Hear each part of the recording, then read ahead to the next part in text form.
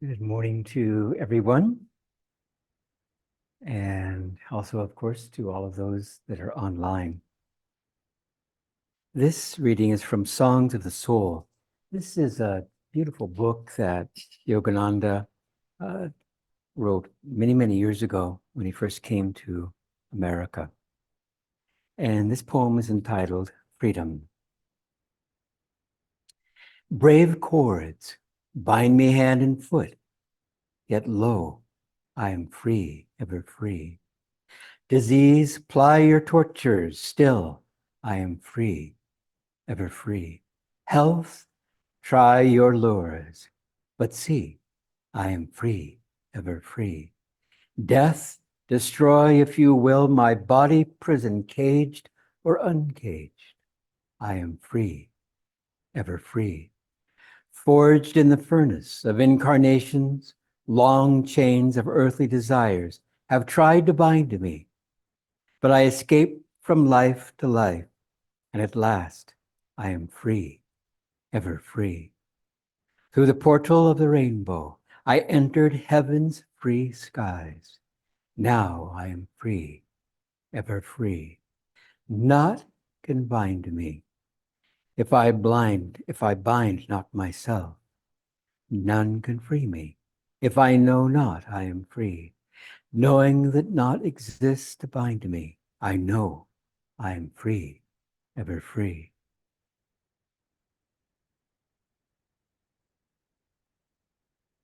We had a wonderful weekend, and the subject was on healing.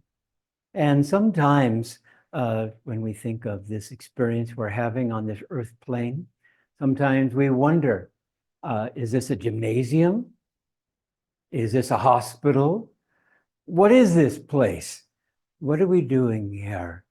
And over time, and it does usually take incarnations, we realize that we come to a place such as this place, this earth, in order to understand that there is a purpose to our lives.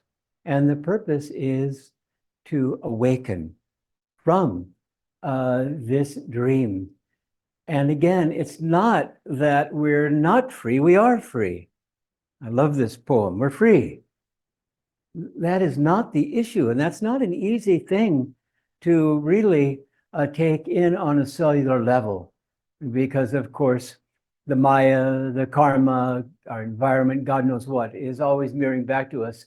No, you're not free. I mean, look at this. Your habits are telling you you're not free. Your thoughts are, and one can get caught in this thought that, no, we're not free. Well, that is not right. We are free.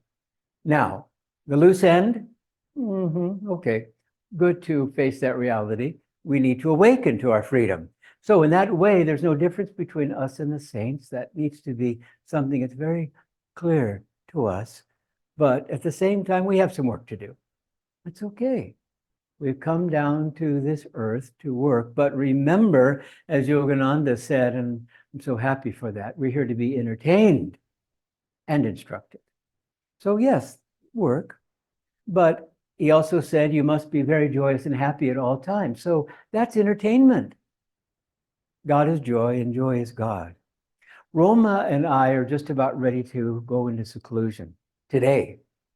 And I was telling a friend, I said, it really takes a bit of working on our right attitude when we put on the calendar, which we did some time back, that we are going into seclusion, because sometimes the seclusion is taken away. Well, God giveth, God taketh away, and then you quickly go to the calendar and hope to write in another seclusion where you can get in some time. But it looks pretty good that we're going to get into seclusion today. Pray for us. And we'll be praying for you, of course, because that's what seclusion is all about, to go inside and to feel ourselves as one, as yogis. And so it's very important and really, really the core of the healing that we're all working on here on this earth plane, call it what you will, because we have some loose ends, and the loose ends, of course, are karma. Thank you, India, for giving us this awareness so that we can take responsibility. Most people are unhappy. They do not take responsibility. They're blaming their neighbors and their relatives and God knows what else. But what did Yogananda say? To sidestep this tendency, learn to outwit your karma. Well, that's where yoga comes in. That's where meditation comes in. That's where seva comes in. How to outwit, how to sidestep all of these things that are bombarding us day after day. And so we won't say this for the last time, we urge you to go into seclusion. What did Yogananda say about seclusion? Seclusion is the price for greatness, something to meditate on. And it takes some real doing. When we were raising our daughter, and we had been accustomed to seclusion prior to getting married and having a child and so on, we did not want to lose that. It was a habit that we had formed, a good habit. And when you form a good habit, you want to hold on to it with an octopus grip. And so what did we do with this little infant running around? Just couldn't figure it out. Because we were working and there were so many responsibilities. And finally it dawned on us. One of us will go into seclusion from 6 in the morning till 2 in the afternoon. That's 8 hours. Good enough. And the other one will go into seclusion from 2 in the afternoon till 10 p.m. And we'll do that for as many days as we have, 2 days, 3 days, whatever it was. And it made a difference. And it made a difference for our daughter too, that from my memory, maybe she was 3 years old. And so in between mom and dad, ladies first, Roma would go in first, and then I would come into the seclusion second half. But then our daughter wondering, what was going on. Where's mom? She's in the room there. Don't go there. You can visit her at 2 o'clock when we have lunch or something like that. And then I'm going to disappear. And then you'll see me later if you're still awake, or I'll come into your room and give you a blessing or something if you're sleeping, which is likely the case. And so with this creative activity with seclusion, we could continue on. Why is seclusion so important? Because we need, from time to time, it's fine to be in the world, but not of it. And that doesn't mean being indifferent. It doesn't mean being numb. It doesn't mean just saying, oh, it's all just a dream and I can treat people however I want. It's none of that at all. The blessing of learning to meditate and to establish that as a practice is that out of that experience, many things come, but the most important is joy. And it's the nature of joy to expand. And so most people don't understand withdrawal. And that's why you have to really battle, especially if you are as we find in India, a group situation. And where are you going? I'm going to go meditate. Well, who's going to do the dishes? Who's going to mow the lawn? We have grocery shopping to do. I'm only going in for a few hours. Well, a few hours, I could think of other things for you to do during those few hours. I've been asking you for a while to, do this or that.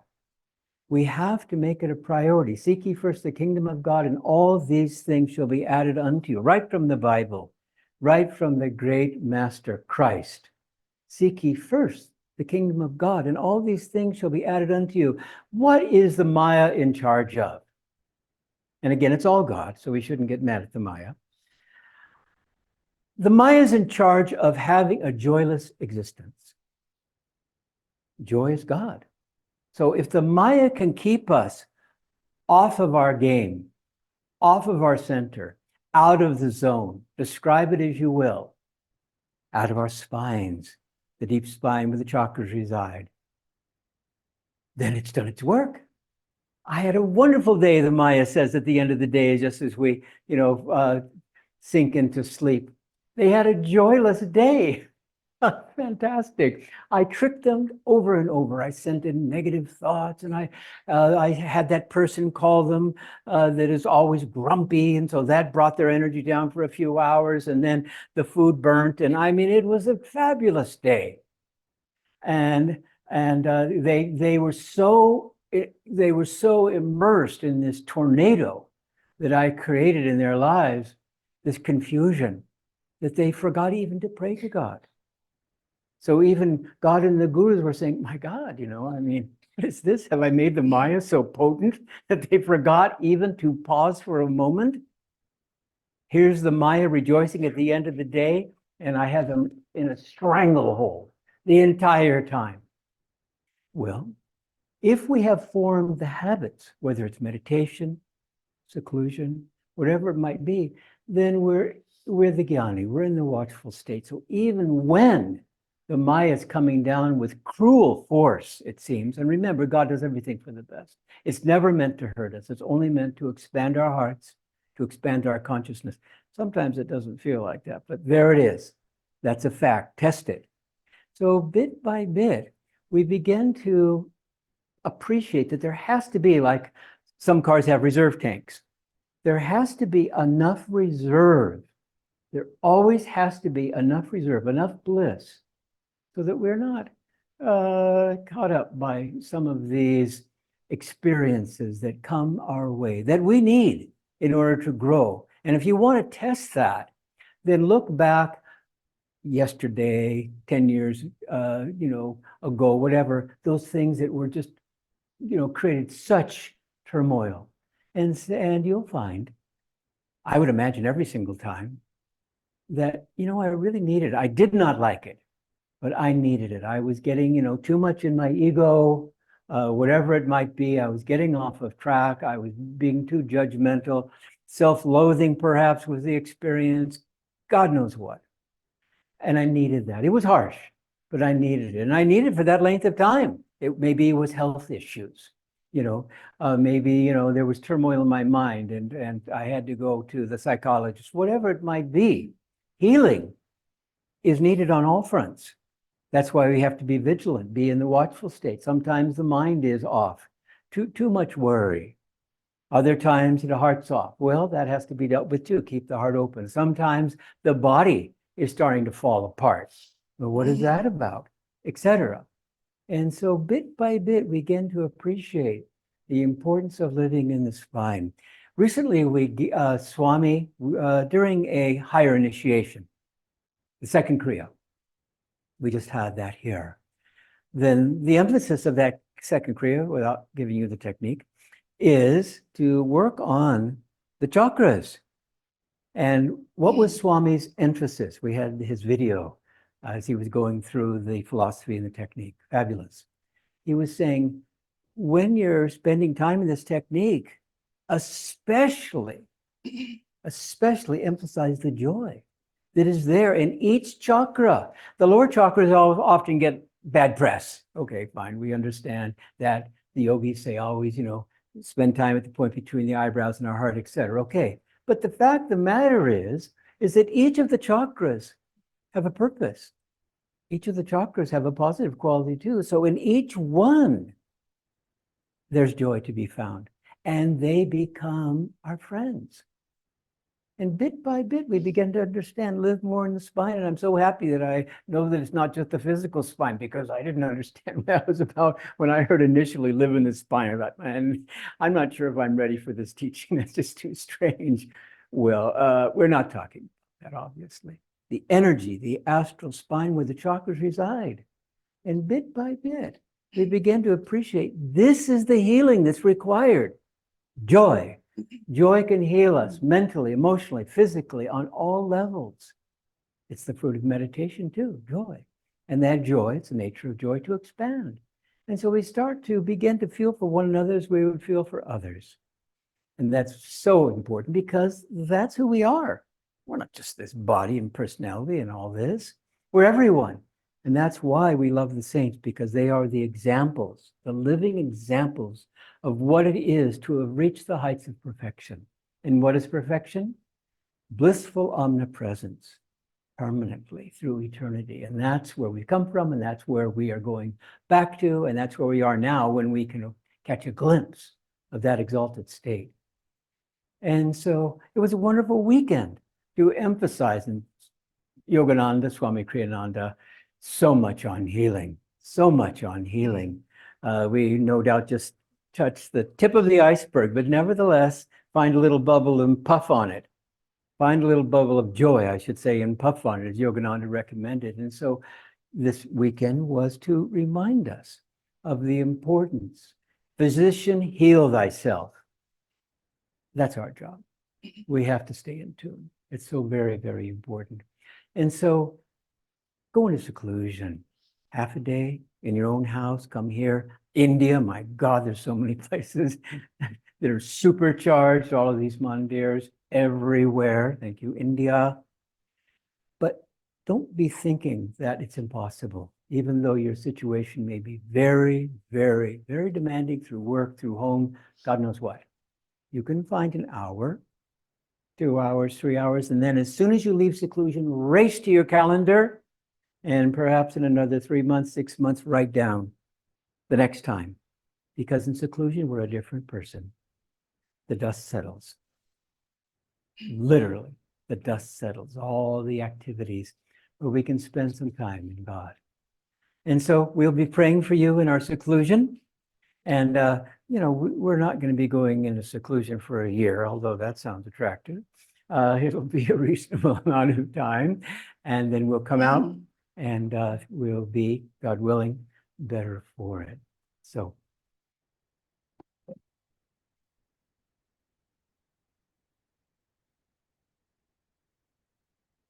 Well, welcome everyone to our Sunday Satsang. And this weekend was a wonderful weekend. We felt the vibrations starting from Friday all the way till now.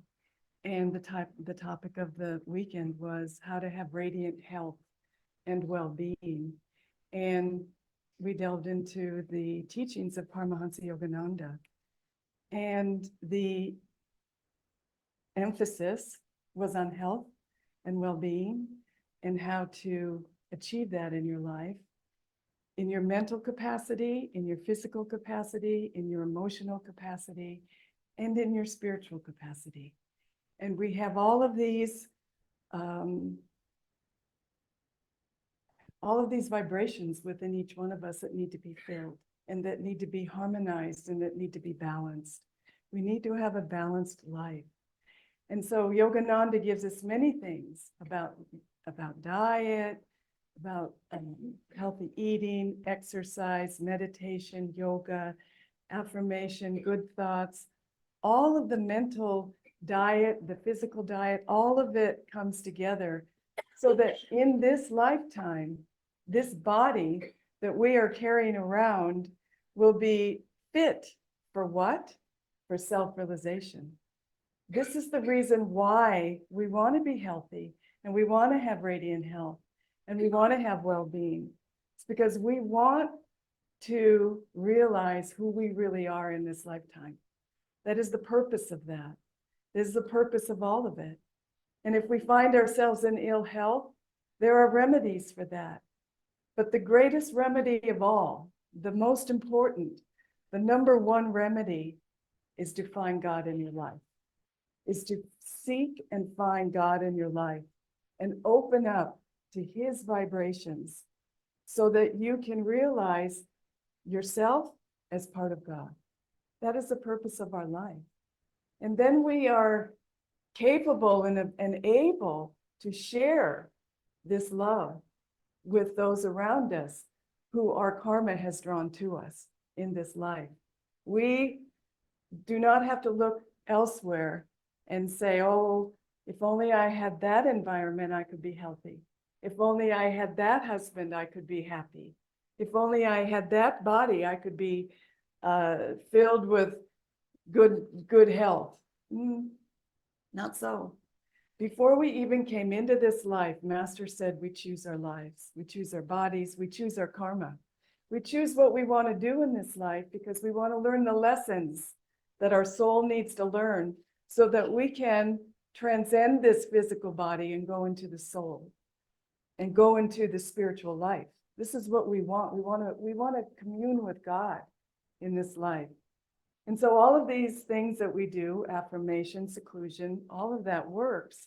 But the most important thing is to call on God. And I wanted to just read this from this little book. It's very profound.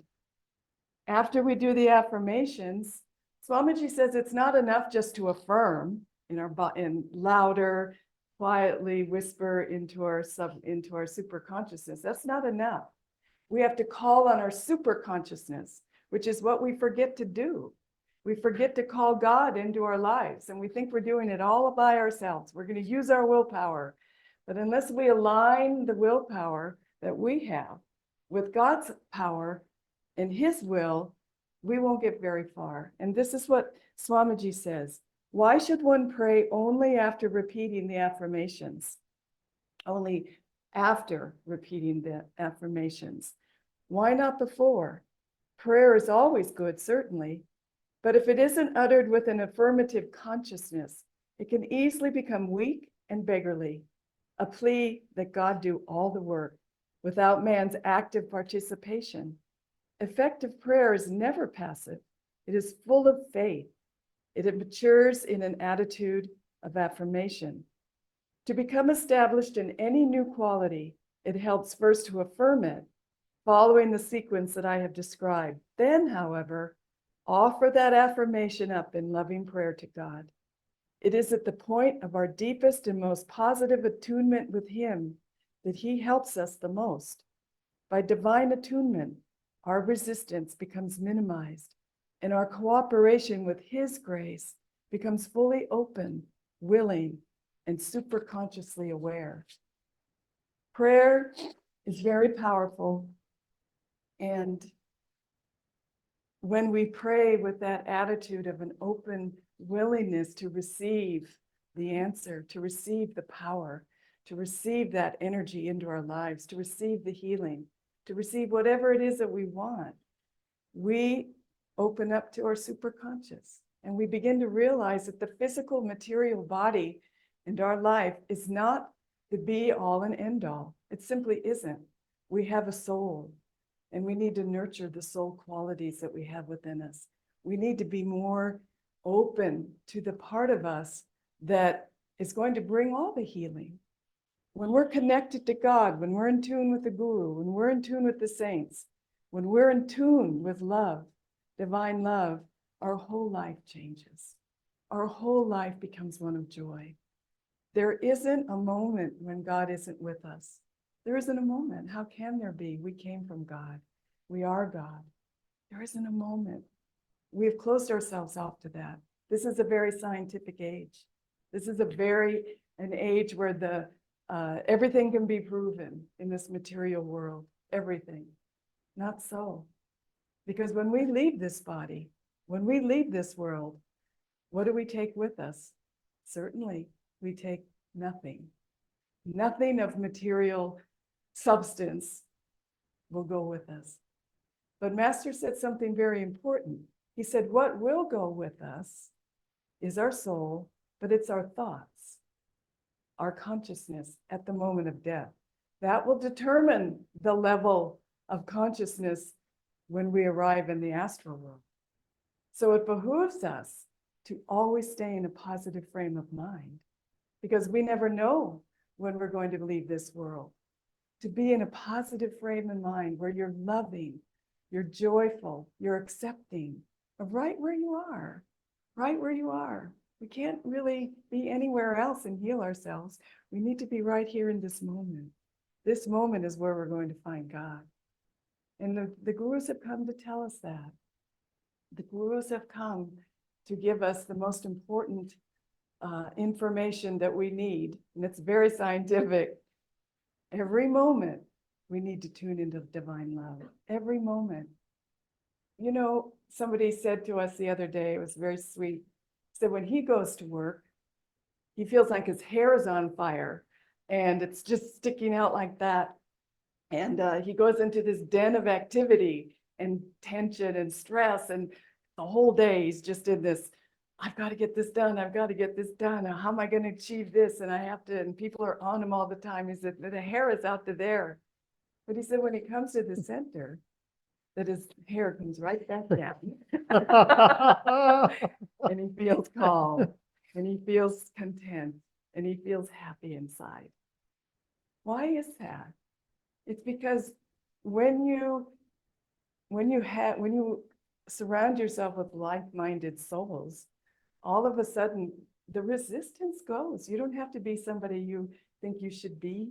You don't need to be somebody else's opinion of you. You can just be yourself, and people love you for it because they are just themselves. And so coming to the center is so important. Satsang. Swamiji said that there are, the three S's, we call them at Ananda. Sadhana, the most important thing. Sadhana.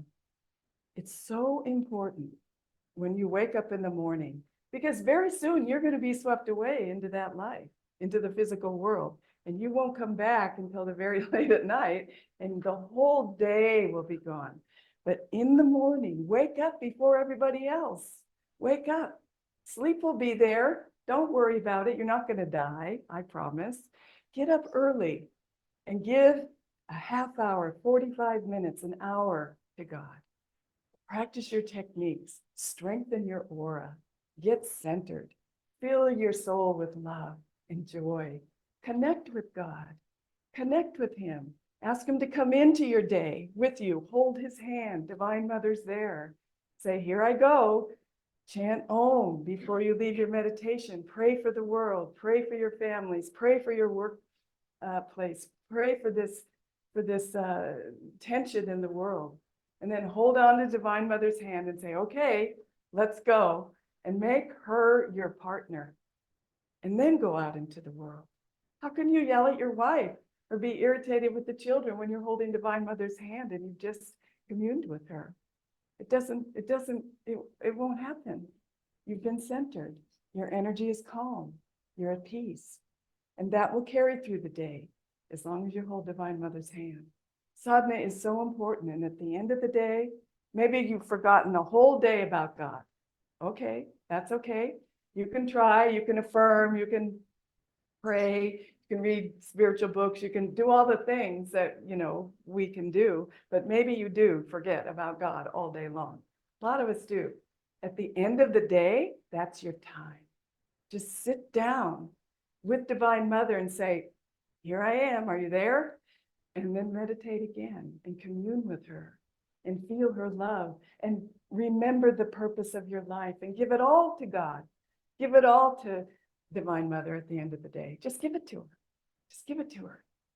If you can just do those two things, maybe throughout the day, you're a Kriyaban or you're a meditator, find 2 or 3 minutes, sit quietly. Say, Divine Mother, are you still there? And just breathe and feel her. You're going to feel that not only mentally, emotionally, and spiritually, but physically, your body will respond because that stress will go way, way down. God's waiting for that. He's waiting for you to turn to Him. We're the ones that are resisting. The next one is Satsang. Why is it that man can come here and be with like-minded people? Why is that? Because you vibrate on the same level with devotees, with people that love God, with people that have your best interests at heart. That they're not out for competition. They're not out to get you. They're not out to mold you into something that they can understand. Devotees want God. Devotees love God. Devotees recognize that you are a part of God and that you're a brother, you're a sister, and that we're all in this together.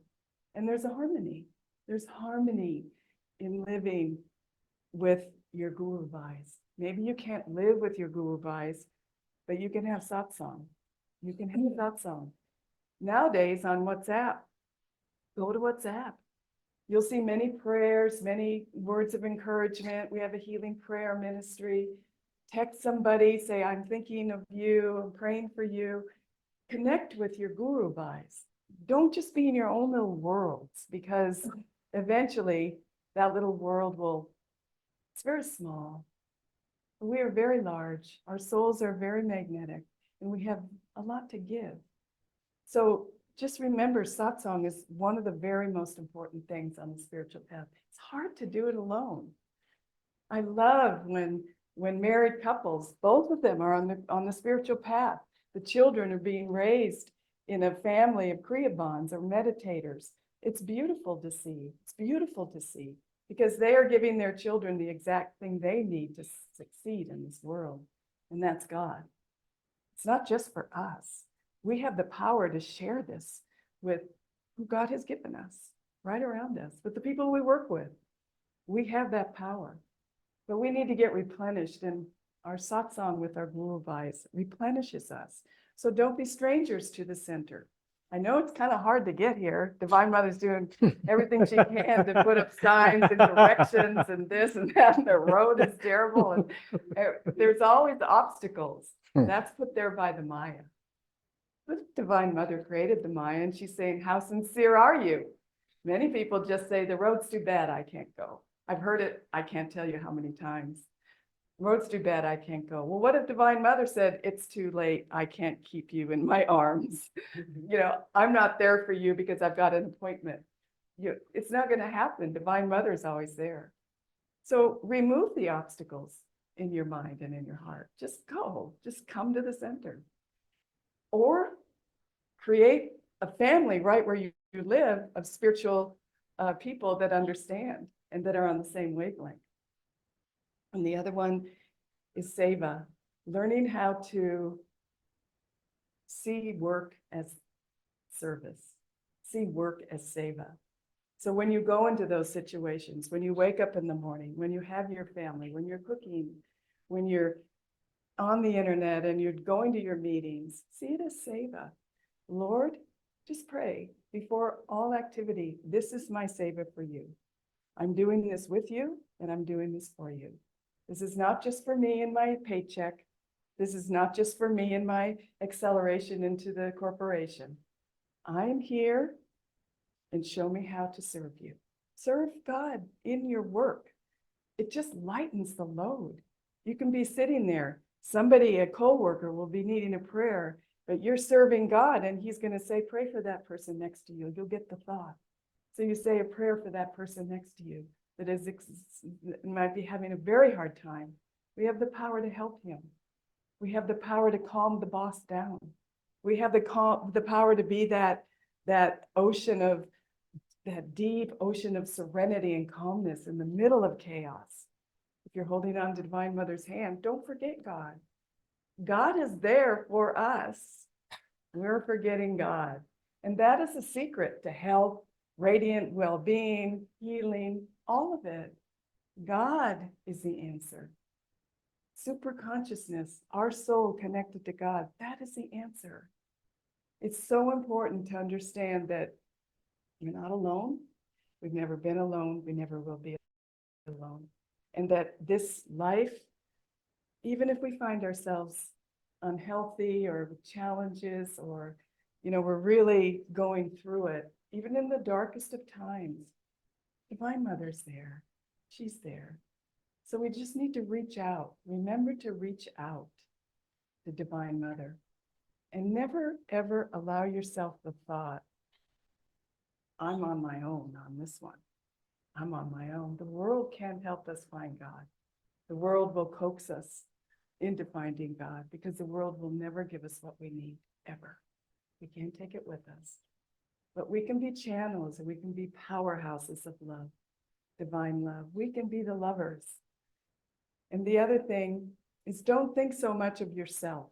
Don't think so much, how am I going to heal this? How am I going to take care of myself? Think of others first. And then you begin to see God working through you. God working through you. You're helping other people.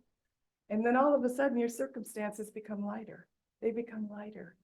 What Ananda Swami would notice, we've been now for 50 years, we have our community at Ananda, one of our communities.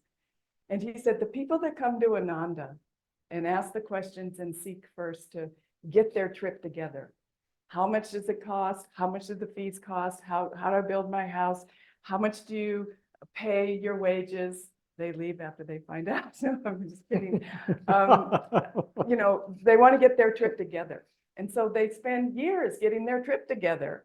But the people that come and they say, how can I serve? How can I help? How can I give? What can I do to share? Those people are always taken care of. Call it a miracle. Nobody can figure it out. One time somebody came from was a very high diplomat, and he came and he was here at Ananda for many weeks, and he said, I just can't figure out how this thing works. I said, how does this thing work? It's because people come to Ananda because they want to serve God and they want to find God. And God's ways are mysterious, but somehow everything works out for the person that comes and they're selfless and they want to give. It's a miracle. You can't really say how it works, but we know how it works. So on the subject of radiant health and well-being, the most important thing we can do is find God within our own hearts and share that love. Love is omnipresent. It's omnipresent. And we just have to turn our hearts to it, open our hearts to that love. Once you feel that love, deep in meditation, during your service, with your friends on a spiritual path, once you feel that love, you will never go back to a way of living without God, ever. Because you will realize that that is who you really are. You really are that love. There's no separation between you and that love. God created every atom from his love. We are made from that love. And so when we think of taking this with us, this weekend, this topic, this subject, really make it a point from this moment forth just to accept where you are and say, okay, Divine Mother, let's go. I'm going to love you and you will love me through my life and give me what I need, and I will trust that everything is just as it should be, just as it should be. So we just wanted to share those few thoughts with you, and God bless you all, and we hope you have a wonderful week. And thank you to Abhijit and Harish for making such a beautiful weekend. It's really nice.